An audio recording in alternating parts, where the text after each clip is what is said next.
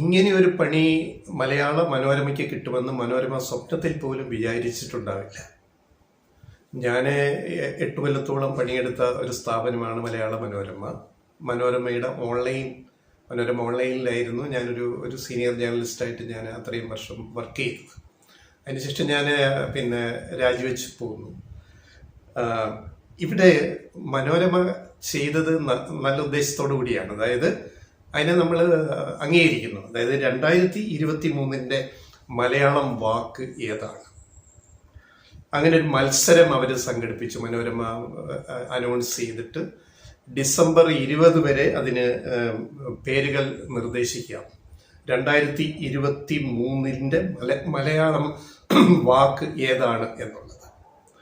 ഇതിനകം തന്നെ വന്ന കമന്റുകൾ, ഈ പോസ്റ്റുകളിൽ വന്ന കമന്റുകളിൽ കാണുന്നത് ഏറ്റവും കൂടുതൽ നിർദ്ദേശിക്കപ്പെട്ട വാക്ക് മാപ്ര എന്നാണ്. മാപ്ര.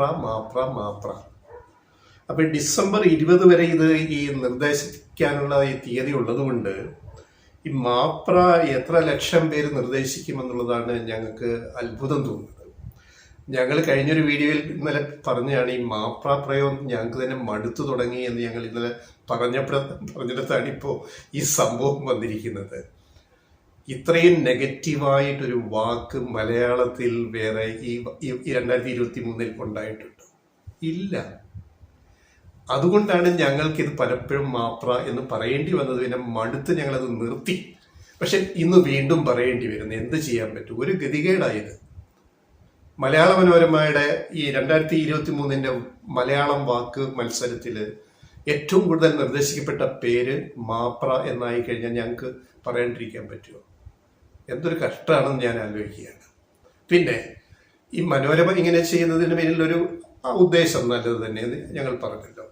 ഈ ലോകത്ത് ഓരോ വർഷം ഉണ്ടാകുന്ന പുതിയ വാക്കുകളെ ക്രോഡീകരിച്ചിട്ടത് ഔദ്യോഗിക ഇംഗ്ലീഷ് പദമായിട്ട് സ്വീകരിക്കുന്ന ഒരു സംവിധാനമുണ്ട്.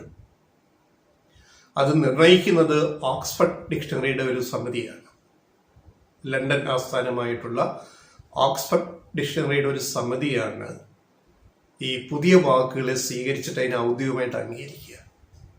അങ്ങനെ മലയാളത്തിൽ നിന്നും അങ്ങനെ മുമ്പ് വാക്കുകൾ പോയിട്ടുണ്ട്. ഇപ്പൊ അയ്യോ എന്ന് പറയുന്ന ഒരു പ്രയോഗം ഇതേപോലെ അംഗീകരിച്ചിട്ടുണ്ട്.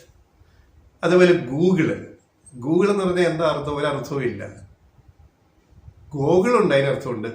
ഗൂഗിൾ എന്ന് പറഞ്ഞാൽ ഒരർത്ഥവുമില്ലാത്തൊരു വാക്ക് അവര് കമ്പനി ഉണ്ടാക്കി, ഗൂഗിളിന്റെ IT വിഭാഗം ഉണ്ടാക്കിയിട്ട് അങ്ങനെ അവര് കമ്പനി തുടങ്ങി.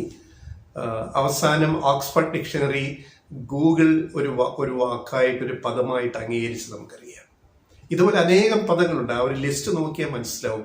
മലയാളത്തിൽ നിന്നുണ്ട്, തമിഴിൽ നിന്നുണ്ട്, തെലുങ്കിൽ നിന്നുണ്ട്, ഹിന്ദി, മറ്റ് ഇന്ത്യൻ ഭാഷകളിൽ നിന്നുണ്ട്, മറ്റ് ലോക ഭാഷകളിൽ നിന്നൊക്കെ ധാരാളം പദങ്ങൾ ഓരോ വർഷവും ഇങ്ങനെ ഔദ്യോഗികമായിട്ട് ഓക്സ്ഫോർഡ് ഡിക്ഷണറിയുടെ സമിതി അംഗീകരിക്കാറുണ്ട്. അങ്ങനെയാണ് ഇത് വന്നത്. അപ്പോൾ ഞങ്ങൾക്ക് ഇവിടെ അഭ്യർത്ഥിക്കാനുള്ളത് മാപ്ര എന്നത് ഇനി ഓക്സ്ഫോർഡ് ഡിക്ഷണറിയുടെ സമിതി ഒന്ന് അംഗീകരിച്ച് കിട്ടിയാൽ സന്തോഷമായി. കാരണം മനോരമ ഓൾറെഡി ഇത് നടത്തി ഇങ്ങനെ ഒരു അംഗീകാരം കിട്ടുന്നുണ്ടല്ലോ മാപ്രയ്ക്ക്.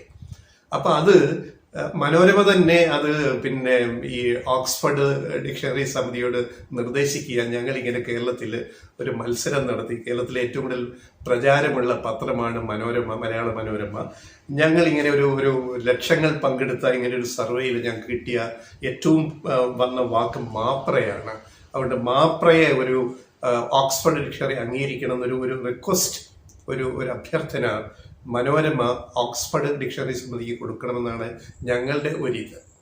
ഇനി അങ്ങനെ കൊടുത്തില്ലെങ്കിൽ തന്നെ ഈ കമന്റ് ഇട്ടവർ തന്നെ ഓക്സ്ഫോർഡ് ഡിക്ഷണറിയുടെ മെയിൽ അഡ്രസ് ഉണ്ടാവാം, വെബ്സൈറ്റ് ഉണ്ടാവാം, അങ്ങനെ ഉണ്ടാവാം. അതിലേക്ക് നമ്മുടെ ഇത് കണ്ടവർ തന്നെ കമന്റ് ഇട്ടവർ തന്നെ നേരിട്ട് അങ്ങോട്ട് അയച്ചു കൊടുത്തു കഴിഞ്ഞാൽ ഓക്സ്ഫോർഡ് ഡിക്ഷണറിയുടെ സമിതി എൻ്റെ വിശ്വാസം ഈ മാപ്ര എന്ന് പറഞ്ഞ വാക്കിനെ അംഗീകരിക്കും. അതിനെ ഇംഗ്ലീഷിലേക്ക് അത് ഉപയോഗിക്കാനും MAPRA മാപ്ര എന്ന് പറഞ്ഞാൽ ഇതാണ് എന്ന് അംഗീകരിക്കാനുള്ള സാധ്യത വളരെ കൂടുതലാണ്.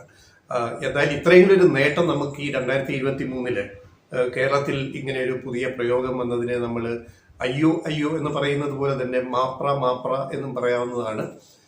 അത് അവർ അംഗീകരിക്കാൻ സാധ്യതയുണ്ട്. ഇനി വാൽകഷ്ടം. മാപ്ര എന്ന് പറയുന്നത് ഒരു നെഗറ്റീവ് പ്രയോഗമാണെന്ന് നമുക്കെല്ലാം അറിയാം. മാധ്യമപ്രവർത്തനം എന്തല്ല എന്ന് തെളിയിക്കുന്ന ഒരു പ്രയോഗമാണ് മാപ്ര. മാധ്യമപ്രവർത്തനം എന്തെന്ന് ഉള്ളത് വേറെ. മാധ്യമപ്രവർത്തനം നുണ പറച്ചിലാണെന്നോ അല്ലെ അതുപോലുള്ള കുത്തിത്തിരിപ്പാണെന്നോ ഒക്കെ വ്യംഗ്യാർത്ഥം നൽകുന്ന ഒരു പ്രയോഗമാണ് മാപ്ര എന്ന് പറയുന്നത്. കളിയാക്കി വിളിച്ചു തുടങ്ങിയ പ്രയോഗമാണ്. പക്ഷെ കളിയാക്കി വിളിക്കുന്ന പല വാക്കുകളും പിന്നീട് ലോകം മുഴുവൻ അതിന് അംഗീകാരം കിട്ടും. അപ്പൊ അതുകൊണ്ട് മാപ്രയെ ഓക്സ്ഫോർഡ് ഡിക്ഷണറി സമിതിയും അംഗീകരിക്കണമെന്ന് ഞങ്ങൾക്കൊരു അപേക്ഷയുണ്ട്. എന്തായാലും മലയാള മനോരമ ഇങ്ങനെ ഞാൻ കൂടി പണിയെടുത്ത ഒരു സ്ഥാപനം ഇങ്ങനെ ഒരു മത്സരം സംഘടിപ്പിച്ചതിലും അതിൽ ഇത്രയും വലിയ കമന്റുകൾ ഈ മാപ്ര പ്രയോഗത്തിൽ വന്നതിലും ഞങ്ങൾക്ക് വലിയ വലിയ സന്തോഷമുണ്ട്. ഡിസംബർ 20 വരെ ഡേറ്റ് അവർ കൊടുത്തിട്ടുണ്ട് മനോരമ. അതിപ്പോൾ 20-ന് മുമ്പ് കഴിയുന്നത്ര ആളുകൾ കൂടുതലായിട്ടും മാപ്ര ഡിസംബർ 20-ന് മുമ്പ് മാപ്ര എന്ന് കമന്റ് ഇടണം എന്ന് കൂടി ഒരു അഭ്യർത്ഥനയോടുകൂടി ഞങ്ങളുടെ ഈ വീഡിയോ ഇവിടെ തൽക്കാലം അവസാനിപ്പിക്കുകയാണ്.